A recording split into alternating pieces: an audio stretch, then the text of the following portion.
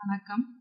In this session, I would like to discuss about memory management in C. The first part includes the introduction, then the automatic memory allocation, dynamic memory allocation, and static memory allocation.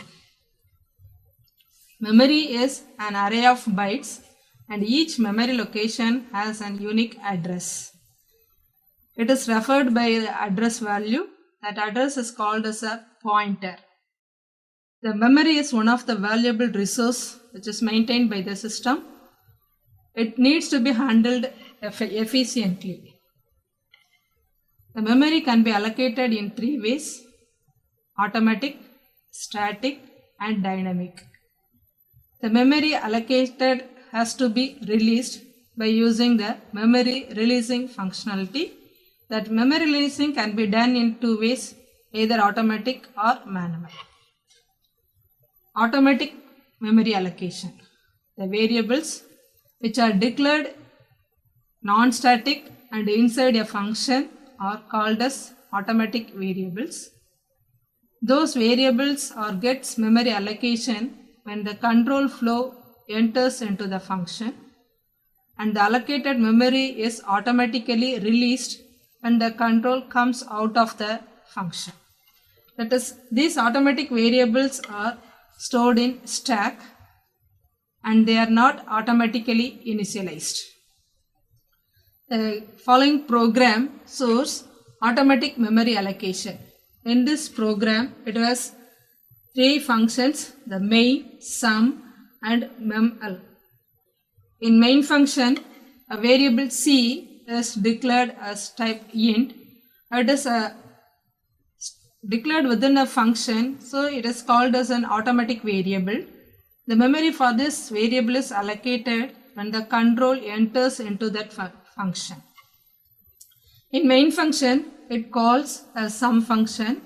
The sum function, it has two local variables, namely a and b. Now let us see the output soon.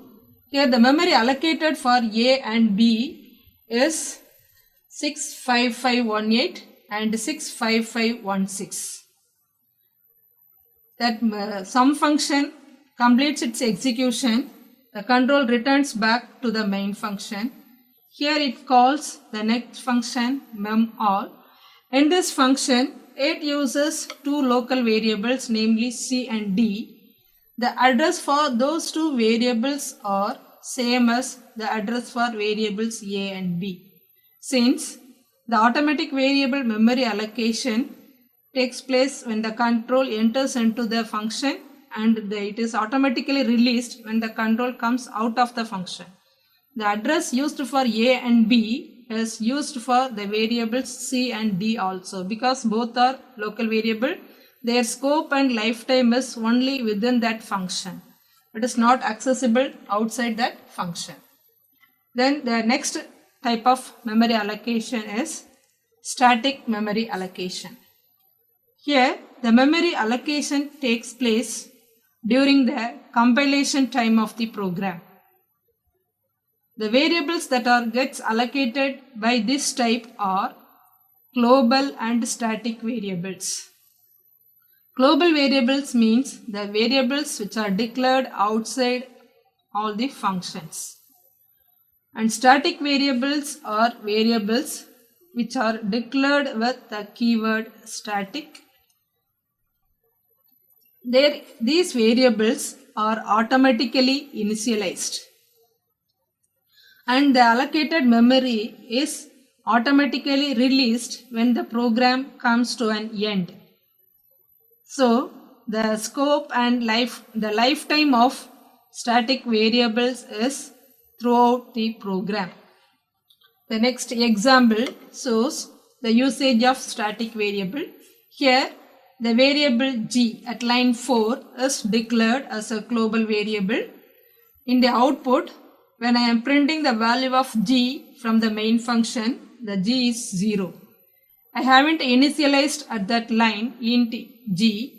Since it is a static variable, it is automatically initialized during the compilation time. Then in the function func, the variable c is declared as a static variable, I haven't initialized that variable, but while I am printing the value of C, its value is 0. When the first time it prints the value of C, if the value is 0, after incrementing its value is 1. Then the control is returned back to the main function. Once again the same function is called. Now the value of C is 1, it is printed and it is incremented by 1 and it is next printed. Right? So the static variable, its lifetime is throughout the program. The next one is dynamic memory allocation. Here the memory allocation takes place during the execution of the program. The dynamic memory variables are not automatically, may or may not initialized. Memory size, that is based upon the request given by the programmer. The lifetime of the dynamic variables is the programmer's hand. Here the memory has to be explicitly released by the programmer. So for dynamic memory allocation, the programmer has to use some special functions like malloc, calloc and realloc. These functions needs a special library file, that is stdlib, standard library file. Here the functions used for memory allocation are malloc, calloc and realloc. For releasing, the free function is used. Now let us discuss about the memory allocation. All the three memory allocation functions will return a pointer, that is the address. The type of that address is void pointer. The void pointer means it can point to any data type. It is a general purpose pointer. Here in this example, suppose a variable pointer is declared of type void. It can have the address of a int variable, or it can have the address of a float variable, or it can have the address of a character variable. So this example, so the same pointer is used to have the address of different types of variables. The function malloc, the syntax for malloc is malloc, it going to take only one parameter, that is the size of the memory, that is the requested memory size to be allocated. Here it allocates memory and returns a pointer, a generic pointer. The memory allocated by using this function are not automatically initialized. Here the figure shows a variable, the memory allocated result of malloc function with requested size is 8 bytes. The variable A has the address of the newly allocated memory area. Here the example program shows the malloc function allocates 10 into size of int, that is it is used to allocate to store values of 10 int values. This memory is not automatically initialized, it is shown in the output. So for each memory area it has the different value, it is a garbage value, it is not automatically initialized. The next function for memory allocation is calloc. It takes two parameters, one for the number of blocks and another one for the size of each block. Normally this calloc is used to allocate memory for array variables. Here in array variable, each variable requires the same size and n number of variables we store. So those n and the size of each variable is stored. The memory allocated by using calloc is automatically initialized. We need to explicitly release the memory allocated by using either malloc, calloc or realloc. Here the example source calloc 10, 30. Here it requests 10 blocks of each size 30 bytes. So it totally allocates 300 bytes of memory and returns the first address of the allocated memory. In this program, it requested for memory of 2 blocks of each block is able to store 10 int values. So totally it allocates memory for 20 int values. Here all the values are automatically initialized. Since it is int, the values are initialized at 0. The next one is realloc.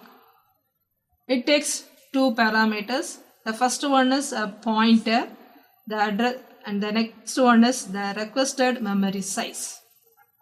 The first pointer is the memory which is already allocated. The second one is the requested size of the memory block. We use this realloc function to either expand the already allocated memory area or to reduce the already allocated area. The benefit of realloc is, suppose if we already allocated and stored some data in that memory area, and in future we want to expand, that is we need to store additional data. If we allocate the new memory with either malloc or calloc, it is not possible to have the data which we have already. So to retain the already existing data and extend the memory, we use the realloc function. It also allocates as per our requested size. If the memory is already having some content, that content is available in the newly allocated memory. The example, malloc of size 10. So here I have allocated 10 bytes. The next statement, realloc, requested for 50 bytes. So it extends the already allocated area. So it takes 2 parameters. The first one is the address which is already allocated by either malloc or calloc, and the second parameter is the new requested memory size. The example, malloc, here allocated memory for 10 int values. Those 10 values are stored in the memory which is allocated by malloc. So malloc, we know that it doesn't initialize the content. After using, suppose the programmer want to extend the memory area, they may call the realloc to extend the requested memory area. In this output source, so initially the values for the variable which is allocated by using malloc. After expanding, the same data are automatically retained in that newly allocated area. So from this, we came to know that the memory can be allocated using malloc, calloc or realloc.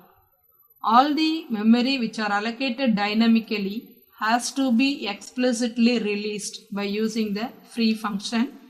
The free function has one argument where the starting address of the memory block to be released. It just relinquishes the memory. So we need to explicitly assign null value to that pointer, or else that pointer variable has the address of the allocated memory area. Right? So the pointer is address of a memory location. We can allocate memory in 3 ways, either malloc, calloc or realloc. The allocated memory has to be explicitly released by using the free function. Thank you.